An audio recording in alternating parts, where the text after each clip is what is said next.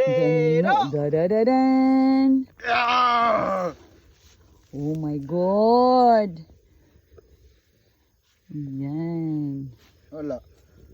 Okay Isa pa. yan. Isa pa. Exciting moment. Zero! Ay, putol. Ay, putol. Ay, wala. Putol. Putol. Asa man putol ato? At least ya okay siya yan. Wala siya yung molds yan, no? Wapa kay balo ang molds. Kay balo tong molds. Ah, dagan siya diri. Dagan. Dito ko kay na si Usang yung balanghoy. Okay guys, last for today. The moment of truth. The exciting moment. Zero! Yeah! Okay, the exciting moment is now finished. Grabe init. Grabe init. Oh, kaya kayang-kaya ni Kuya BG to. Okay, that's it. Tayo uwi na Kuya. Ayan. Ayun, chap-chap pa. Chap-chap pa kami guys. Okay. Ayan yung dalawa lang kami ni Kuya dahil si Dana nandoon naglinis ng sapa kasama ang mga farmer.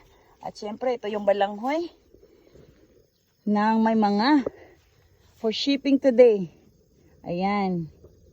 Harvest today, shipping today. Ayan, pagdating sa inyo, kailangan 2 to 3 days, balatan nyo na at i-frozen kung hindi pa lutuin. Ayan, huwag hayaan na nakatambay dahil madaling masira po ang ating kamuting balanghoy. Ayan, kung hindi nyo pa siya lutuin, ayan, balatan nyo siya at ilagay nyo sa frozen na naka-ziplock.